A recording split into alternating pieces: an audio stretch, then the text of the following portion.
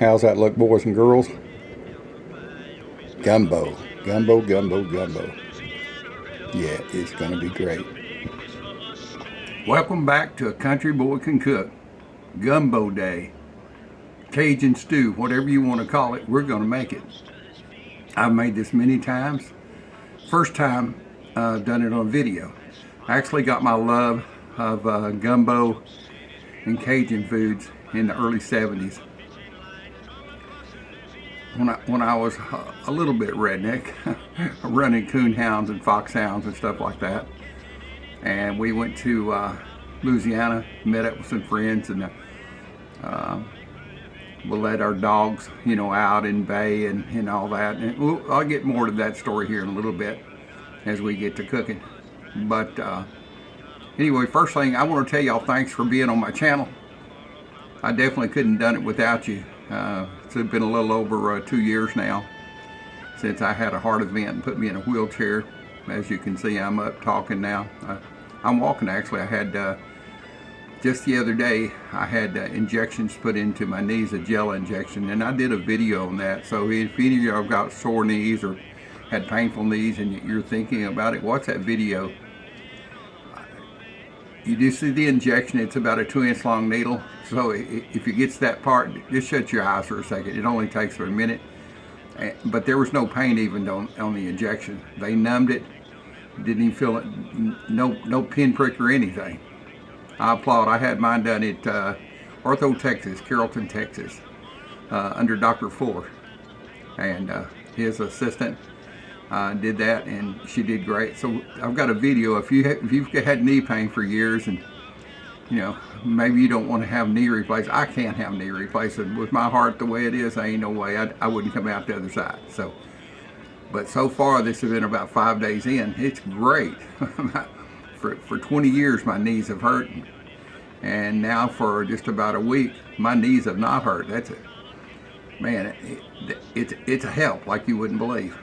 I could just walk down the hall. By the time I got to the bedroom, I was so out of breath because I was holding my breath because my knees were hurting so bad.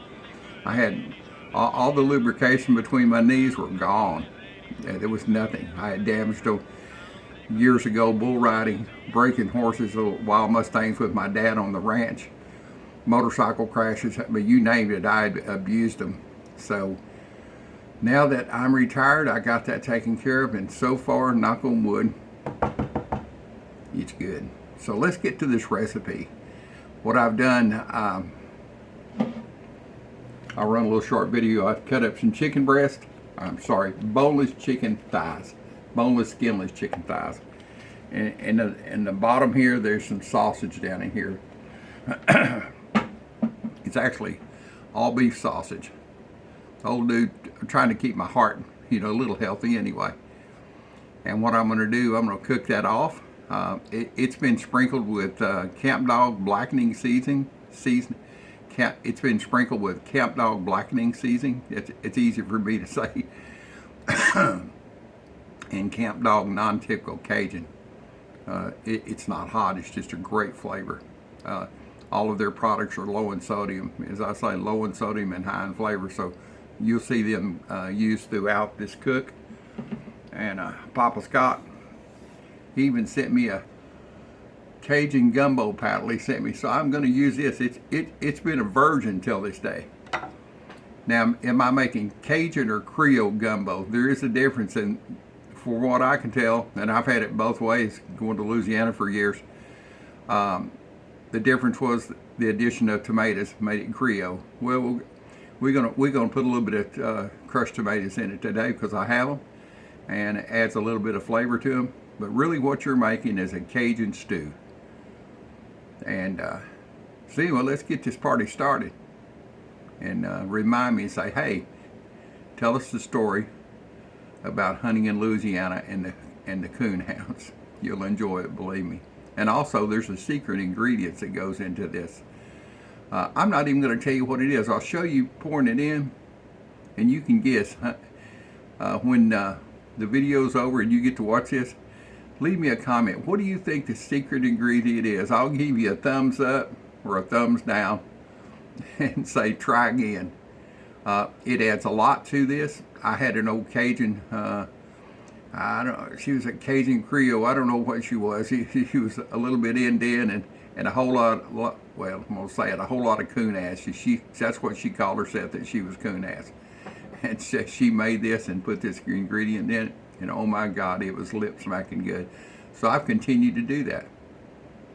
Anyway, let's get this party started. Let's get to browning off this sausage and chicken. All right, let's turn this. Got the pot turned on. I love this. This is my mother-in-law's stew pot, whatever you want to call it. It's probably from the 40s. You can see it's got all these divots on it that cause the condensation to drip back down in there. I guess that was a selling point. I can't remember who made this, but it sure cooks good. And it's thick. So I've got this turned up on high.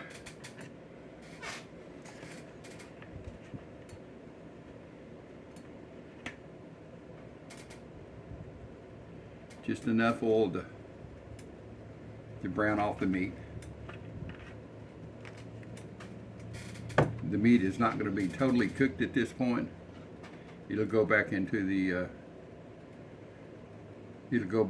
gumbo and finish cooking there. I just want to get some color on it.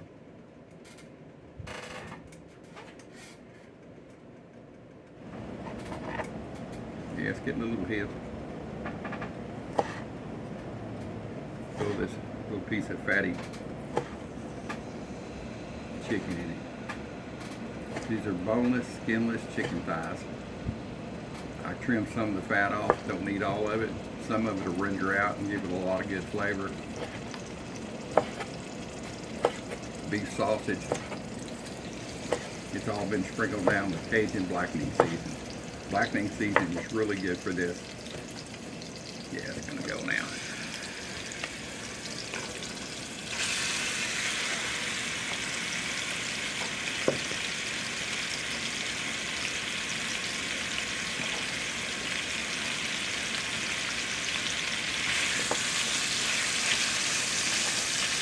And we'll sit here and get a little color on it. Let it render out a little bit.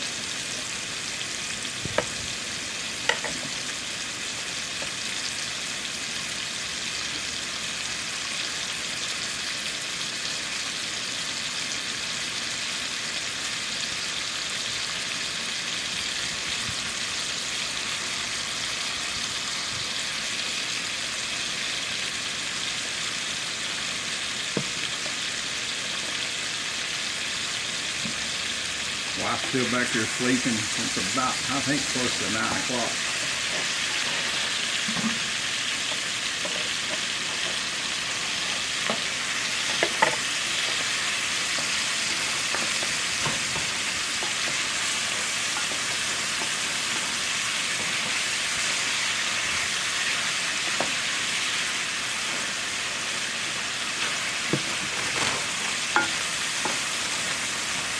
I'm making this gumbo for 2 people. It's just my wife and I. So I'm not going to make a 5-gallon pot of it. Yes, you can freeze it, but why? Make it fresh.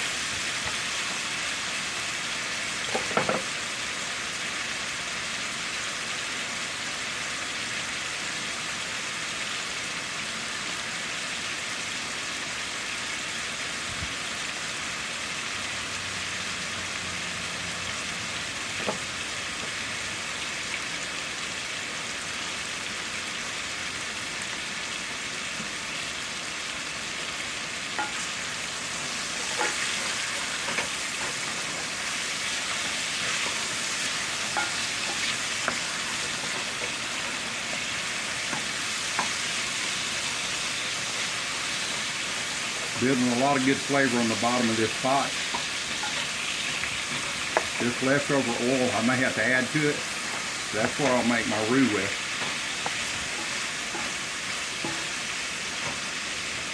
So it'll have the rendered down flavor of the chicken fat, of the sausage. It will be good.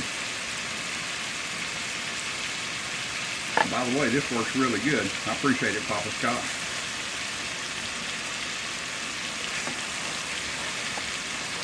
I don't know if he's ever used, I don't know if anybody's ever used blackening seasoning to make gumbo with, but I have, and it's a wonderful flavor. I've done a lot of fish with it, so it works good for that, what it's intended to use. I did some steaks one time. I didn't get it on video.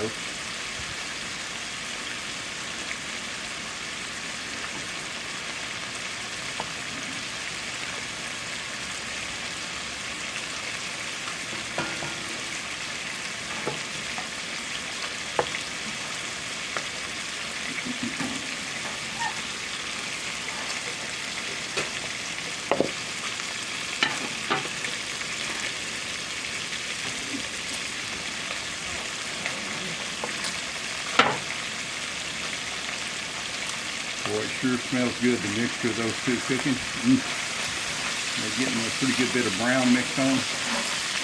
They sure smell good, the two of those cooking together.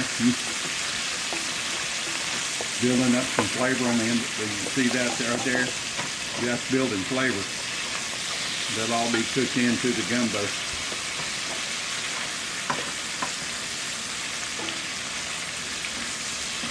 It's just about ready to come out.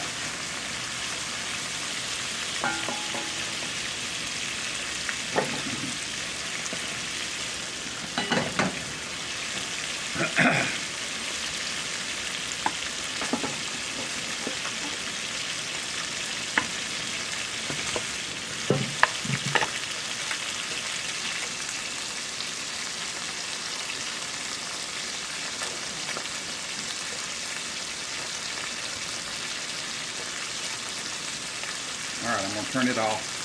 It's just enough. Bring everything out.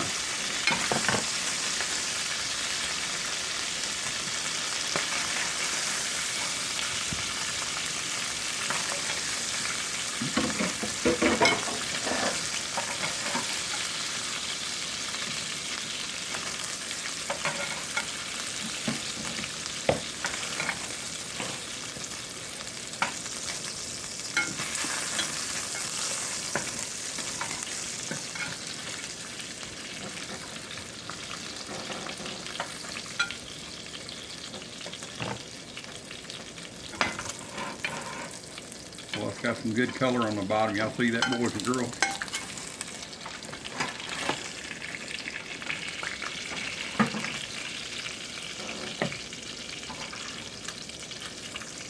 This chicken, this sausage and this chicken and sausage will cook down and kind of shred apart. It will be right there. All right, it's gonna need a little bit more oil.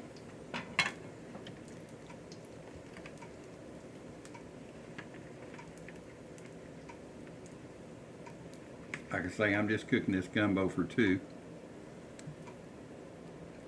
At maybe 3/4 of a cup of rendered fat, and the extra that I just put in there, that's vegetable oil, Wally World's finest.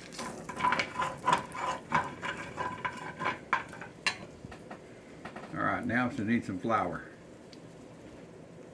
I think it's cool enough now. Let me put a little bit of flour in it, just a pinch, and see what happens. I don't want it to boil up. Oh, that's good. So this is 1/4 of a cup. I won't use it all. I want it to be on the more liquid side. You know, it's just like making country gravy. It's gonna take more than that. You'll probably take the rest of this. That's about 1/4 cup. You want a little bit more oil. I can't remember what that saying is about a little bit more language, something in Cajun.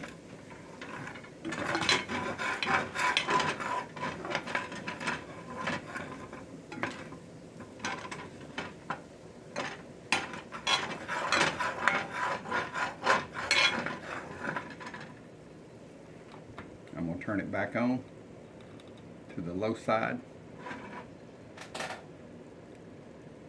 I ain't no hurry. Just keep moving it around. Make sure that way none of your lumps. Just keep moving it around. You see there's a lump right there? Well, it's gone now. Just keep mixing it in.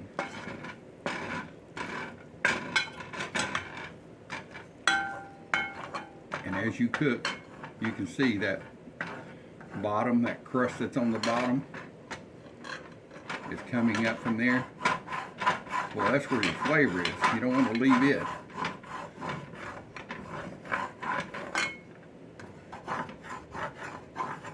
No, it'll take up maybe 30 minutes or 45 minutes to get this to the proper color. I'm not going to sit here and expect you to watch this whole thing, even though I'm going to. So I'll cut the video in and out along to show the different browning. You got to really keep at it at this point, though, because it'll want to stick to the bottom. You've already got that layer of flavor on the bottom, so you want to keep on moving it.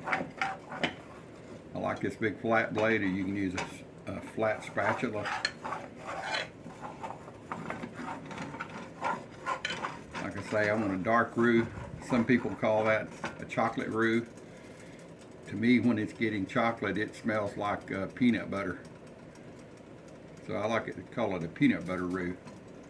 Peanut butter smell anyway. It's like roasted peanut butter.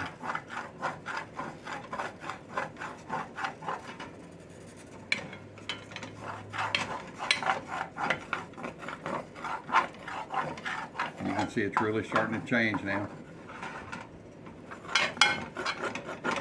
Like I say, it'd be better if I had a big 5-gallon stock pot and I was cooking a bunch of it. But like I say, it's just for my wife and I. We'll eat on this for a couple of days. You can see the bottom's coming up finally. You can see it's getting really dark.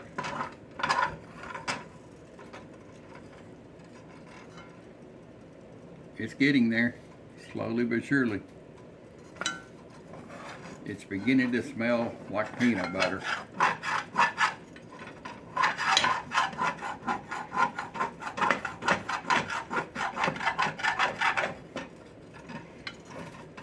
And I can tell you there's 1,000 different recipes on how to make gumbo.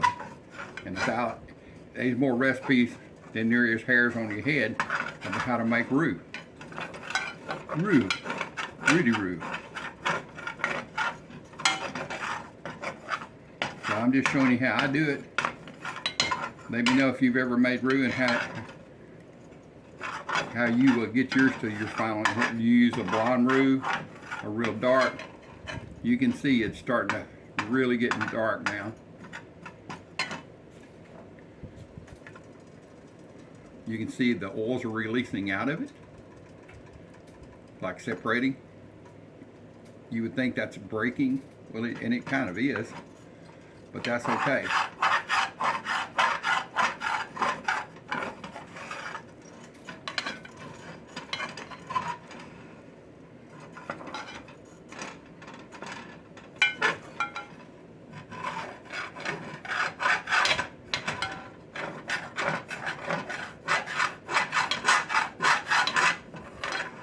Almost there. You can see it's getting really chocolate.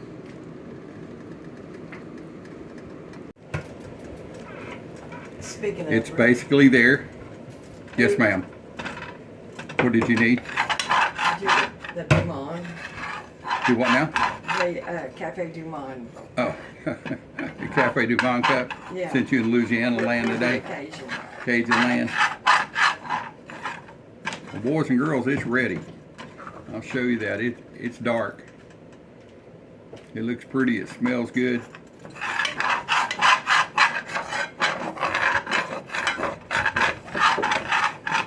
Don't worry about my wife right there walking in front. I'll just blur that out as she's coming by. She's in her sleep clothes. You can say hi to them. No, Larry, I'm not dressed. Well, I ain't gonna put you on video. Can I go there and get my eyes? Yeah, I'll just block you out as you go through. I'll put a fuzzy over the screen. I'm learning how to do this. All right, so I've got my Trinity. I bet you was wondering when that's going to happen. All right, so I've got my Trinity, bell peppers, red and white onions, celery. I'm going to put a little bit of each into here now. I want to cook it down and flavor that roux even more. Oh boy, that smells really good. The rest will go in during the cook.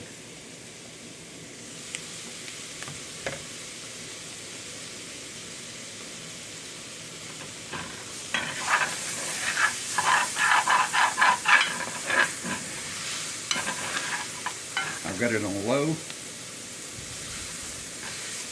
I just want to soften these vegetables.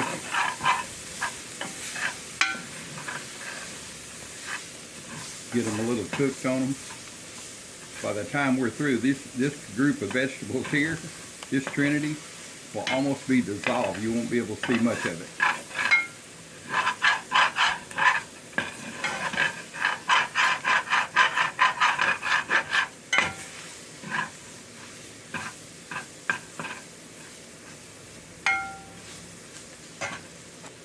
I'm cooking it on low. Just a little, till the onions and everything kind of turns translucent. They're translucent now. A couple of a little bit of color left on it. Just add some chicken stock. And I add the chicken stock on low, a little bit at a time.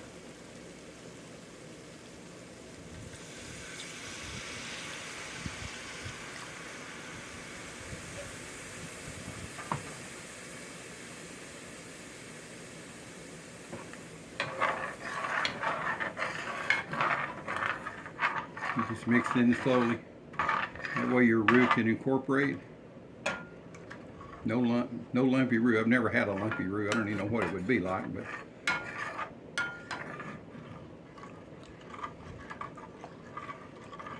it's looking good. It's got a pretty color to it.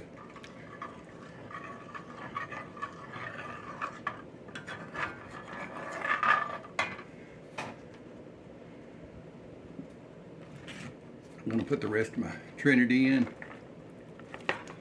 Start building flavors here.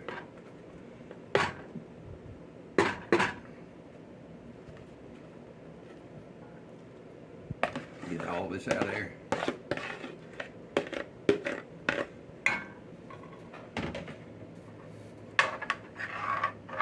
It's going to be a pretty dark roux.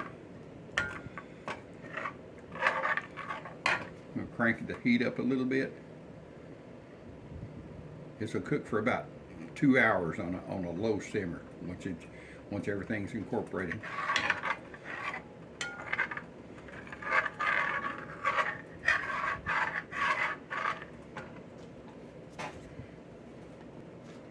All right, I'm gonna crank it up and get it to boiling. As it starts to come to temperature, I'll add some more chicken stock. I'll add the chicken and sausage to it.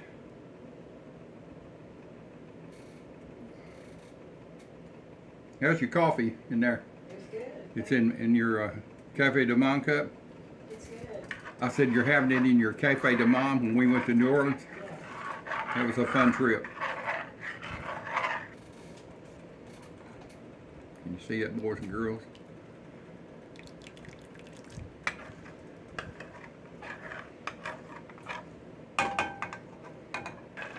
Oh, there you are.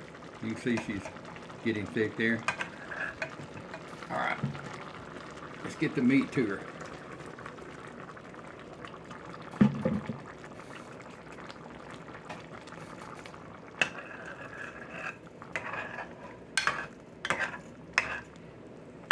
All right, it's gonna need a little bit more chicken stock.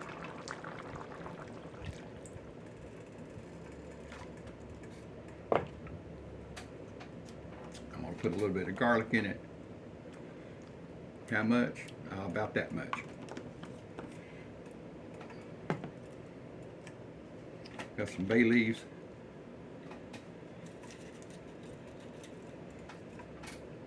In this little pot, probably about 3 small ones will be fine.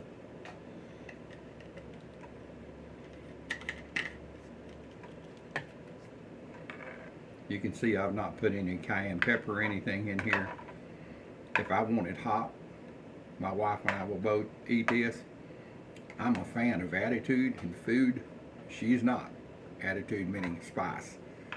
So if I want mine a little spicier, I can put, at the end when I get ready to serve it, I can definitely put cayenne in it at that point. When you're cooking for two, you make some adjustments. Always good that way. That gumbo is pretty now. That roux is especially nice.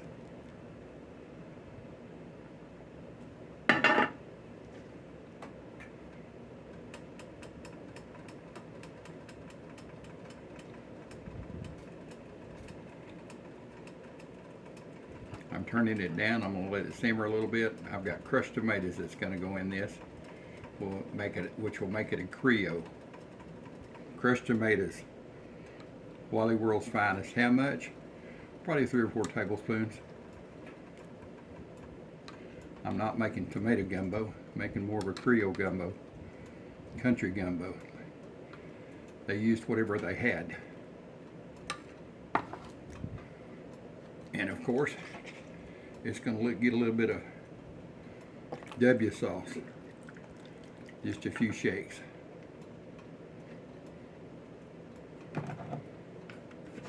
Oh,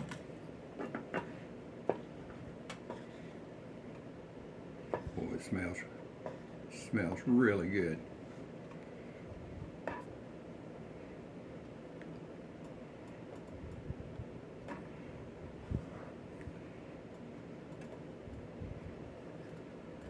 This Cajun gumbo paddle works wonders. Perfect for moving around the meat and the vegetables.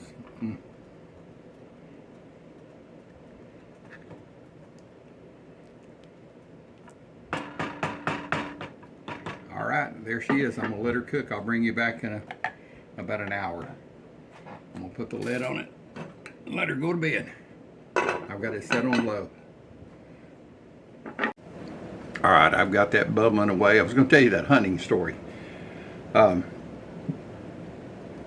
So we take off, raised and hunted all around Argyle, Texas, Denton County, with our coon hounds. A lot of times competition. There were no animals taken. It was just like the first one to the tree, who treed first. You know, it was a rite of pride. Oh yeah, that's my dog. He's on the tree first. And dogs have a different sound. Each dog has a different. I don't know if you know, if you've got animals or you got dogs, you notice they bark differently, the different tones. And some of the hounds will have a chop when they hit the trail, like "Arr, arr, arr." You can tell that's your dog. If your dog makes that, they call it a chop, and he's on the trail. Or maybe sometimes if they're a tree, they're "Arr." You know they're on the tree, and each dog has a little bit different tone. So we were turning the dogs loose, and we're not actually hunting. I mean, we were hunting to get the dogs on the tree. Lots of coons in this area. We weren't going to take any coons. We were just going to see who could get to the tree first.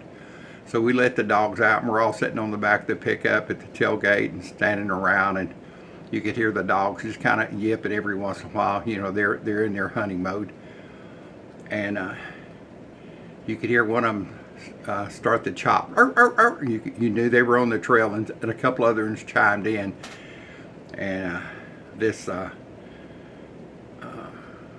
guy we hunted with, I hunted with Hank Harrell, may he rest in peace, my cousin, and Ted, and he now lives in Louisiana, and a guy named Floyd. And Floyd had a bunch of dogs. I mean, he had a bunch of dogs. He had probably 10 pens full of them. And, you know, that was his deal. He raised and sold coon hounds from the breeding stock, the youngest, to the finished dog. And we're all sitting around, and Floyd saying, "Yeah, that's my dog. That's old Blue," or whatever his name was. "Yeah, I can tell. He's on the tree." And we were all listening. "Yeah, that's my spot. I can hear him, you know, and everybody's got their own little story they're telling about their dog. I remember when they got that dog and he was little in the tree, first coon he ever treed. And Floyd was talking about his dog, and oh yeah, he's got him treed. Now I can tell about that minute. We were sitting there, and Floyd's dog, his prized position, come walking in between us and sat down and looked at him like, are we going hunting tonight? So that whole time, he had been, he thought his dog was on the tree and thought his dog had been laying over in the ditch, I guess, taking a nap. We laughed about that for years.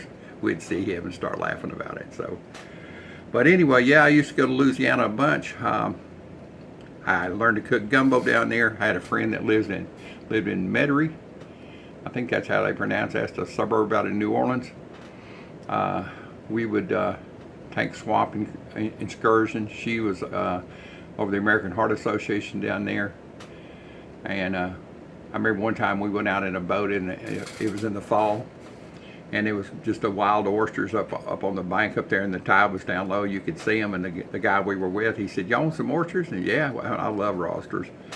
So he had a hammer, and he took and broke some of them off and put them on a platter and opened them up, and he had a lemon in there and had some hot sauce and put you talking about fresh now. If you're a raw oyster fan like I am, it don't get no better than that. So anyway, lots of good times in Louisiana. There's such a different, we hunted in northern Louisiana, up around Shreveport and all that. Those people are totally different than the people down around New Orleans, down in that area. They may be all from Louisiana, but they two different breeds. I think the people down in the south, they refer to the people up around in the northern part of the state as Yankees because they don't even talk the same. But anyway, great times growing up, great times learning to cook, and all the different recipes people would have at the camps and stuff. I'm glad I still got my memory and I can remember that.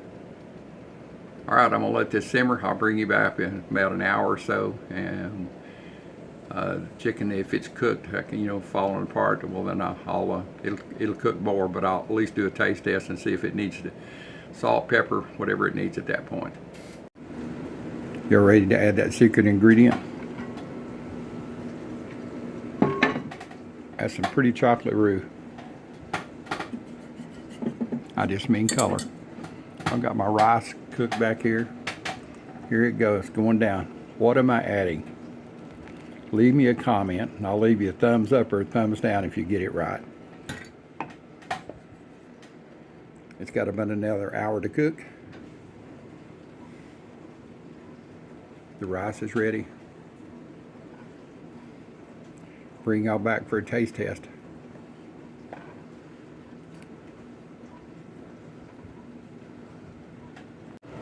Alright, it's been about 3 hours total simmer time.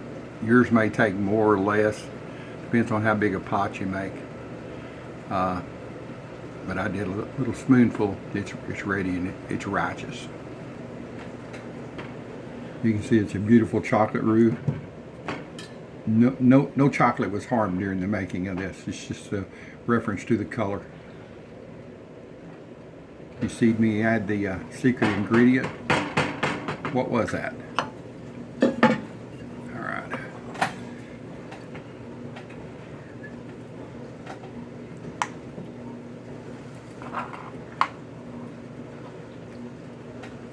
See the chicken and the sausage, all bite-sized pieces? Yeah, that's going to be perfect. All right, y'all ready for a bite? One more thing. Gotta have a little bit of rice. We'll do this chef style. See if this will come out of here.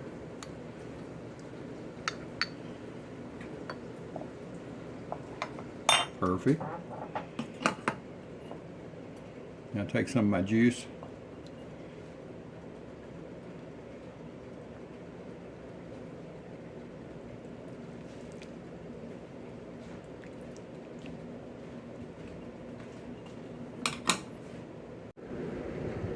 How's that look, boys and girls? Gumbo, gumbo, gumbo, gumbo. Yeah, it's gonna be great.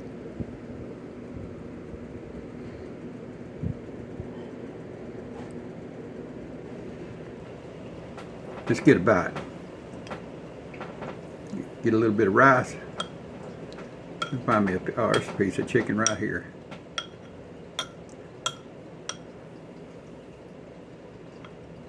A little bit of sausage. It's gonna be great.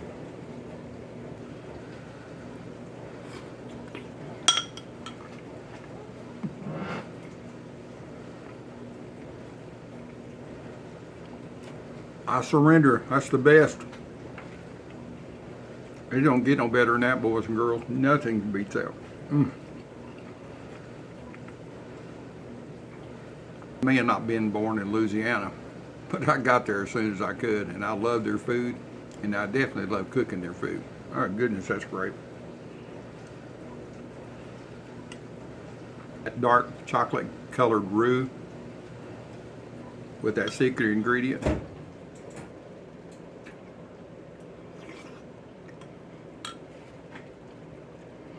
Now, if you wanted to add okra to this, you surely could. If you wanted to add filet, make filet gumbo, you surely could. I have some. I didn't need. It's usually used to. It's got a little flavor to it, but it's used as a thickener. It's part of a sassafras tree. Anyway, I didn't need it. This right here is righteous now. I think you need. I think if you looked at that bowl, there's little halos just lifting up from it. Yay! Anyway, I appreciate y'all following me along on this video. How I make chicken and sausage gumbo the old country boy way, with a few twists and turns going to Louisiana through the years. I appreciate you following me. Give me a like and let me know what you think that secret ingredients is. I don't think anybody will get it. Prove me wrong. See you on the next video. Blooper reel. I forgot to turn off the camera, and I'm gonna eat the rest of this gumbo. Oh my God, it was great. So you can, it's like a hog in a hog trough. You can hear me slurping and the whole bit. Hey, if you ain't slurping, it ain't good. And watch what happens at the end, right before I discovered my camera's on. Enjoy.